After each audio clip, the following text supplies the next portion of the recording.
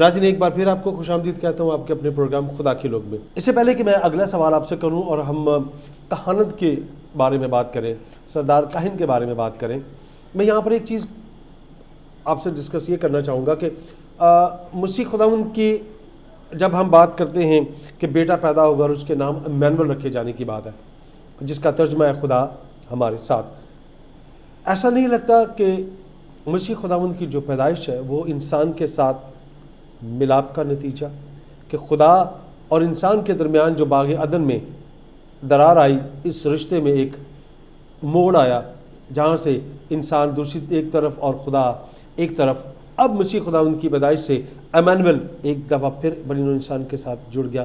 اس پیشن گوئی کو آپ کیسے دیکھتے ہیں؟ ایسا ہے کہ انسان کی نافرمانی کے سبب سے جو باغ عدن میں ہوئی، اس کے سبب سے جو گناہ انسان کی زندگی میں آ گیا، اس گناہ کو ختم کرنے کے لیے کوئی اور طریقہ، کوئی اور ایسا ذریعہ تھا ہی نہیں۔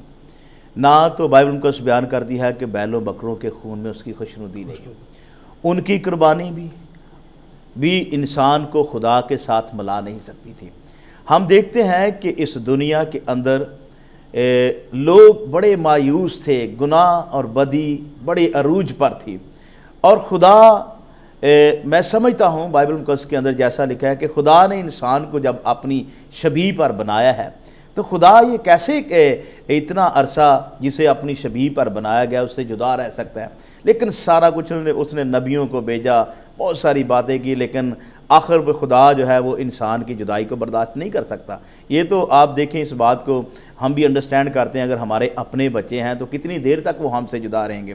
جیسے بائبل میں لکھا ہے کہ خدا نے ہمیں اپنی شبیہ پر پیدا کیا ہے، تو جب خدا نے اپنی شبیہ پر ہمیں بنایا ہے تو پھر خدا نے ہمیں اپنے ساتھ ملاپ کرنے کے لیے اس نے اپنے اکلوتے بیٹے کو، جو اس کا حقیقی بیٹا ہے، حقیقی بیٹے کو اس دنیا میں بھیجا، تاکہ وہ ٹوٹا ہوا رشتہ، وہ رشتہ جو باغ عدن میں خدا سے ٹوٹ گیا تھا نافرمانی اور گناہ کے سبب سے، اس کو اس نے اپنے بیٹے کو اس دنیا میں بھیج کر اپنے ساتھ انسانوں کا ملاپ کرا لیا۔ یسوع مسیح جو ہے وہ خدا اور انسان کے درمیان ایک ثالث ہے، اس نے ثالثی کا کردار ادا کیا ہے، اور اس نے اس جدائی کی، افسیوں کے خط میں لکھا ہوا ہے کہ وہ دیوار جو دونوں کے بیچ میں تھی، اس نے جدائی کی دیوار کو گرا کر دونوں کی آپس میں صلح کرا دی۔ اگر یسوع مسیح زمین پر نہ آتا تو پھر کیسے صلح ہوتی؟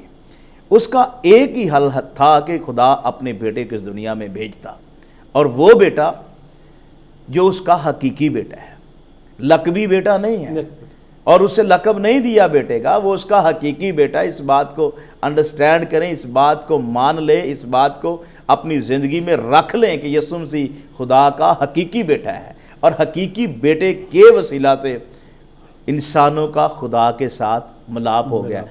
ستیلا بیٹا جو ہے وہ کسی کا ملاپ نہیں کراتا، یہ بات انڈرسٹینڈ کرنا۔ کسی کو آپ لقب دے کے اپنا بیٹا بنا لے، جی وہ میرا بیٹا ہے، وہ میرا بیٹا ہے، وہ تو دنیا میں ملتے ہیں، لیکن وہ کبھی بھی ملاپ نہیں کراتا۔ ملاپ جو کراتا ہے وہ حقیقی ہی بیٹا کرواتا ہے۔ اس لیے خدا نے اپنے حقیقی بیٹے کو اس دنیا میں بھیج کر اس کھوئے ہوئے انسان، بکھرے ہوئے انسان کے ساتھ اور جدا انسان کے ساتھ اس نے اپنا ملاپ کرا لیا۔ ہم کہانت کی بات کرتے ہیں، ایلی کاہن، اگر ہم یہاں پر دیکھیں تو ایک ایسے خاندان کی ہم بات کو دیکھتے ہیں کہ جس میں بے ایمانی کی ہم بات کو دیکھتے ہیں۔ ہم پہلا سیموئیل اس کا دوسرا باب 35 اور 36 آیت کا جب مطالعہ کرتے ہیں تو یہاں پر کیا ہے کہ میں اپنے لیے ایک وفادار کاہن کو برپا کروں گا جو میری مرضی اور منشا کے مطابق کام کو کرے گا۔ اور ہم مسیح خداوند کی زندگی میں باپ کی مرضی کو پورا ہوتا ہوا دیکھتے بھی ہیں۔ کیسے دیکھتے ہیں اس پیشن گوئی کو آپ؟ بائبل مقدس میں جب ہم دیکھیں نا کہانت کے تعلق سے، کہانت ایک الگ بہت زبردست خدمت ہے۔ موسیٰ قوم بنی اسرائیل کا لیڈر ہے، لیکن وہ لیڈر رہنما ہے، لیکن اسے خدا نے اسے کہانت کا کام نہیں دیا۔ آج ہمارا المیہ کیا ہے؟ اگر ہم لیڈر ہیں تو ہم کہانت بھی کر رہے ہیں، سارا کچھ میں خود ہی کرتا جاؤں، میں کہانت بھی کر رہا ہوں، میں مبشر بھی ہوں، میں فلاں بھی ہوں، میں رسول بھی ہوں، میں استاد بھی ہوں، سارا کچھ یہ ٹھیک ہے، सारा कुछ ठीक है, लेकिन सबसे पहले इस बात को समझे कि खुदा ने मुझे किस काम के लिए बुलाया। खुदा ने मूसा से कहा था कि तो अपने भाई हारून से कहे कि उसका ख़ानदान जो है वो कहानत का काम करे। और जैसे आप एली कहन की बात कर रहे हैं, तो यसु मसीह के तलक से जब हम बात करते हैं, ज़बूर 110 उसकी 4 आयत में लिखा हुआ है, मैं इसे पढ़ना चाहूँगा। बाइबल मुक़द्दस में लिखा है, और खुदावंद ने कसम खाई है और फिरेगा नहीं। ये खुद बात दाऊद कह रहा है कि खुदावंद ने कसम खा ली है कि तू मुल्क सिद्दक के तौर पर अब तक काहिन है, यानी अब तक। हम देखते हैं मलके सिद्दक को देखते हैं। अब्राहम ने अपनी पहली जो दया की है उसे पेश की है। और फिर हम देखते हैं इस दुनिया के जो काहिन हैं, वो तो देखें जैसा जैसा उनका टनौर पूरा हो रहा है, वो अपनी कहानत के काम को पूरे करके वो ख़त्म होते गए हैं। यसु मसीह बादशाह भी है और ज़मीनी सरदार कायन भी है और वो आसमानी सरदार कायन भी है। और खुदा ने खुद उसके लिए कहा उसकी कहानत जो है वो अब तक कायम है और वो अब तक कायम रहेगी। और जब हम आज भी खुदा यसु मसीह बाप की दाहिनी तरफ बैठा हुआ क्या कर रहा है? हमारी कहानत ही तो कर रहा है, हमारी सालसी तो कर रहा है, हमारे लिए शिफायत ही तो कर रहा है। और इस ज़मीन पर भी रह के उसने ज़बरदस्त कहानत का काम किया है।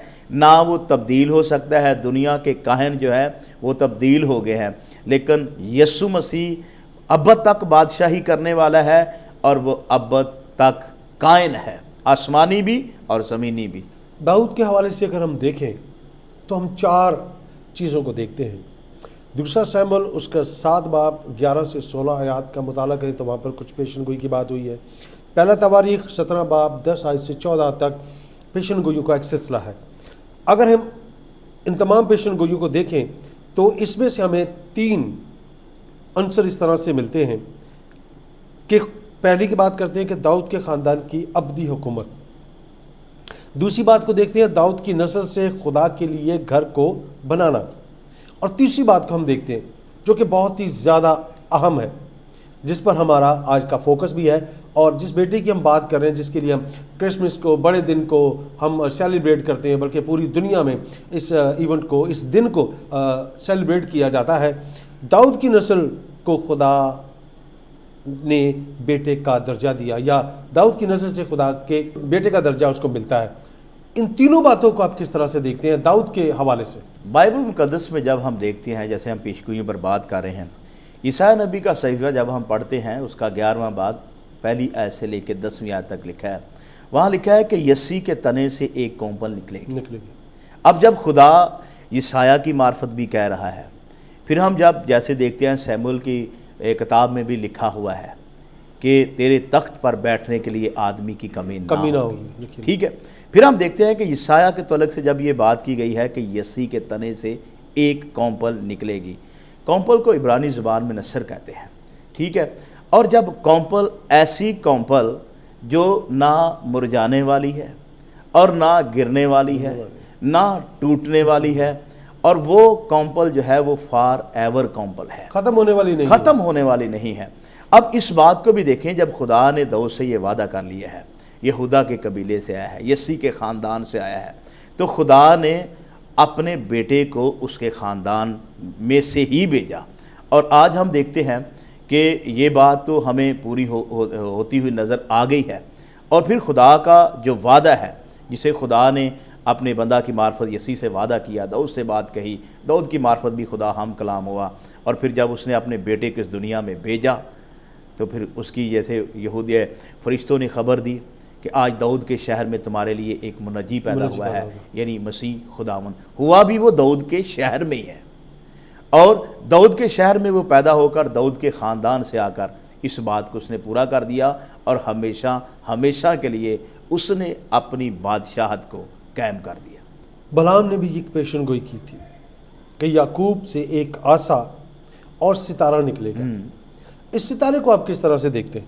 देखिए, ये गिनती की किताब में लिखा हुआ है, 23वें बाब में लिखा हुआ है कि यकूब में से एक सितारा निकलेगा। अब देखिए, जब खुदा यकूब से बात करता है कि यकूब को जब उसने बरकत दी, तो ये जितने हम इज़राइल की बात कर रहे हैं तो ये सारा यकूब का ही तो ख़ानदान है।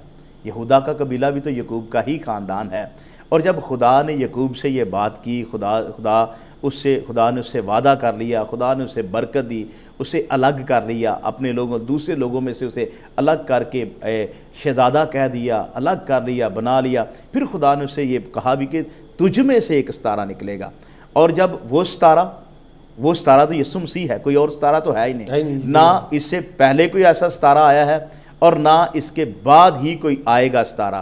لوگ تو آج بھی ستاروں کو، جیسے یہودی ہے وہ آج بھی اس کے آنے کے بہت سارے ہیں جو آنے کے اس کے منتظر ہیں، لیکن بائبل کے مطابق یعقوب میں سے جو ستارہ نکلنا تھا وہ ستارہ ایک ہے، اور وہ ستارہ ہے یسوع مسیح ہے، جو ہمیشہ تک چمکتا رہے گا، اور جن جن کی زندگیوں میں وہ چمکا ہے ان کی زندگیوں کو اس نے روشن کر دیا ہے، منور کر دیا ہے، اور وہ کبھی بھی بجھنے والا نہیں ہے۔ یعقوب نے یہودا کے شیر ببر کی پیشن گوئی کی۔ آج ہم مختلف خدا کے پرستار جو ہیں ہم سنتے بھی ہیں، خدا کے خادمین سے بھی ہم اس بات کو سنتے ہیں کہ وہ یہودا کا شیر ببر ہے۔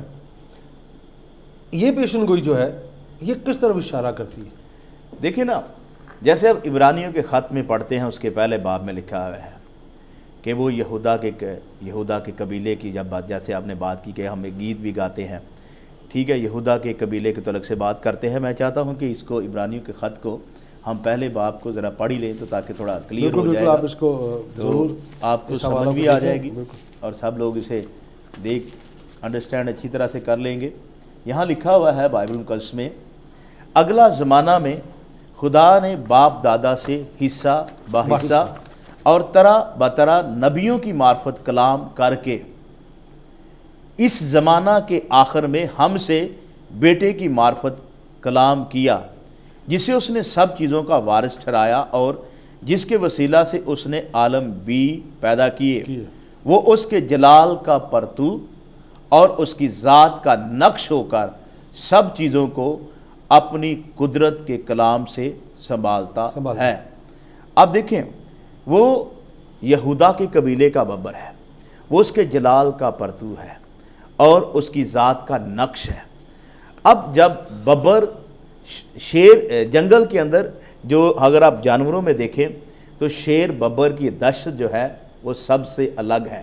جانور بے شمار ہیں، دوسرے بھی شیر ہیں، دوسرے بھی بہت سارے ایسے جنگل کے اندر جانور ہوتے ہیں، میں ان کی بات کر رہا ہوں، لیکن جہاں اس کے لیے پیشگوئی کی گئی ہے شیر ببر کے تعلق سے، جب ہم بات کرتے ہیں انسانوں میں یسوع مسیح کو شیر لائن آف جوڈا کا جو لقب دیا گیا ہے کہ یہودا کے قبیلے کا شیر ببر، اب وہ ایسا شیر ببر ہے کہ اس سے پہلے جتنے بھی ہم دیکھتے ہیں کہ خدا کے نبی آئے ہیں یا پیغمبر آئے ہیں یا رسول آئے ہیں، کسی کی ایسی پرسنالٹی نہیں ہے اور کسی کا ایسا روب نہیں ہے، اور نہ کسی کے پاس ایسا کوئی اختیار ہے اور نہ کوئی ایسا کر ہی سکتا ہے۔ شیر جب آتا ہے نا، شیر ببر جب آتا ہے تو جتنے بھی دوسرے ہوتے ہیں نا وہ سارے اسے دیکھ کر چھپ جاتے ہیں۔ اس کا ایک اپنا روب ہے، اپنا ایک کردار ہے۔ خداوند یسوع مسیح کے پاس وہ سارا اختیار ہے، وہ ساری قدرت ہے۔ بیماریاں ہوں، مشکلات ہوں، بدروہیں ہوں، پریشانیاں ہوں، جو کوئی بھی جو کچھ کوئی بھی نہ ہو، جب یسوع مسیح سامنے آ کر کھڑا ہو جاتا ہے تو یسوع مسیح کی دہشت اتنی ہے کہ وہ ساری چیزیں وہاں سے ہٹ جاتی ہیں اور بالکل معاملات جو ہے وہ ٹھیک ہو جاتے ہیں۔ یہاں پر ہم لیں گے ایک چھوٹا سا بریک۔ پادری صاحب، مسیح یسوع چرنی میں آ چکے ہیں، میں اور آپ ہم سب خوشی سے بھرے ہوئے ہیں کہ میرا اور آپ کا نجات دینے والا ہمارے سامنے ہمارے ساتھ ہے، اور اس خدا کا بیٹا جس نے اسے بھیجا تاکہ میں اور آپ نجات پائیں، زندگی پائیں اور کثرت کی زندگی پائیں۔ کہیں جائے گا مت، ہمارے ساتھ رہیے گا۔ اب ہم اور زیادہ پیشن گوئیوں کو تھوڑی سی اور چیزیں ہم اس میں شامل کریں گے کہ یسایہ مسیح خداوند کے بارے میں کیا کہتے ہیں۔ Stay with us.